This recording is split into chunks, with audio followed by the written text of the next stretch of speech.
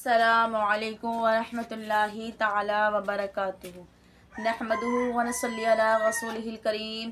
اما بعد فاعوذ باللہ من الشیطان الرجیم بسم اللہ الرحمن الرحیم۔ آج میں اپنی اسلامی بہنوں اور اسلامی ماؤں کو بتانا چاہتی ہوں کہ ایمان کتنا مضبوط رکھنا چاہیے۔ یاد رکھیے گا کہ ہمیں اللہ تبارک و تعالی نے اتنا دین دیا ہے کہ اللہ تبارک و تعالی کو ایک ماننا اور اس کے ساتھ کسی کو بھی شریک نہیں ٹھہرانا، اور یہ بھی ایک دین ہے۔ کسی نوکری پر جانا یہ بھی ایک دین ہے، اور کسی دکان پر جانا اس کو کھولنا یہ بھی ایک دین ہے، اور اپنی اولاد کو پالنا یہ بھی ایک دین ہے، اور اپنے والدین کی عزت کرنا یہ بھی ایک دین ہے، اور حلال رزق کمانا یہ بھی ایک دین ہے۔ ہمارے آقا نبی کریم صلی اللہ تعالیٰ علیہ وسلم نے ہمیں دنیا داری نہیں دی بلکہ دین ہی دیا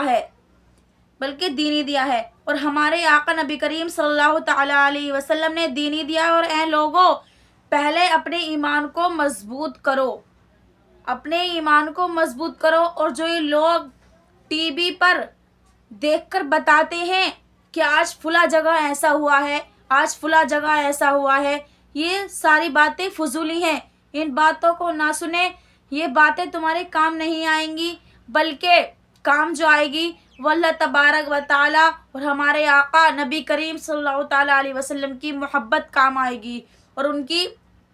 تعظیم و تکریم کام آئے گی، اور 5 وقت کی نماز پڑھیں، یہ کام آئے گی، یہ دنیا میں بھی کام آئے گی اور آخرت میں بھی کام آئے گی۔ تو یہ تمہارے دین ہے، تمہارے یہ باتیں کام نہیں آئیں گی، بلکہ یہ ساری باتیں فضول ہیں۔ کسی طرح کی بات نہ کریں۔ اگر کوئی شخص آپ سے کچھ کہے بھی تو اگر آپ کو دین کی طرف سے بھڑکانا چاہے تو آپ اس سے بات نہ کریں، آپ اس کو سمجھائیں تاکہ وہ آپ دین کی طرف آئے۔ اور آپ نے یہ نہیں سنا ہے کہ ابو بکر صدیق رضی اللہ تعالیٰ عنہ ایک دن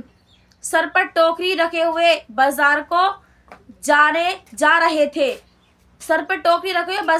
رہے تھے، اپنا کاروبار شروع کرنے کے لیے، اور سب لوگوں کو چاہیے کہ ابو بکر صدیق کی طرح ایمان والے بنیں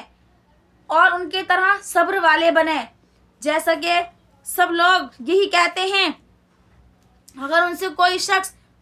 کسی بھی طرح کی بات کرتا ہے تو وہ اس کو سمجھاتے نہیں ہیں، بلکہ اس کی باتوں میں آ جاتے ہیں،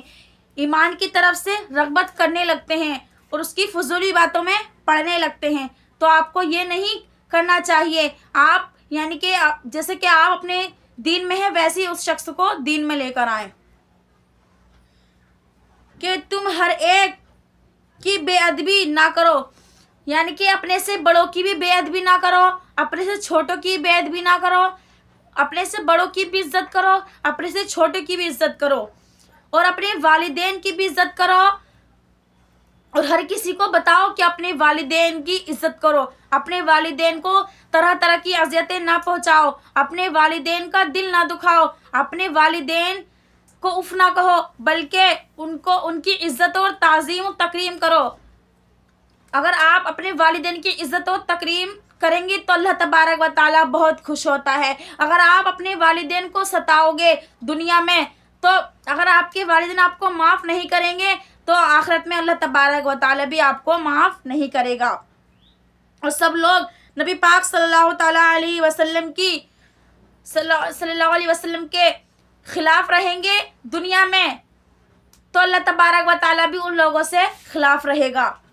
اگر آپ اللہ تبارک و تعالیٰ کے خلاف رہیں گے تو بہت گناہ ملے گا، اور آپ سبھی لوگوں کو اللہ تبارک و تعالیٰ کی اور ہمارے آقا نبی کریم صلی اللہ تعالیٰ علیہ وسلم کی عزت و تکریم و تعظیم کرنی چاہیے، اور ہر شخص کو چاہیے کہ ہمارے آقا نبی کریم صلی اللہ تعالیٰ علیہ وسلم کی عزت کریں اور اللہ تبارک و تعالیٰ کی بھی عزت کریں، اور ہر کسی کو کسی بھی طرح کی تکلیف نہ دیں، ہر کسی کی عزت کریں، گھر کا ہو یا باہر کا، ان سب کی عزت کریں، کسی کی بھی کہیں پر بے عزتی نہ کریں۔ السلام علیکم ورحمۃ اللہ تعالیٰ وبرکاتہ۔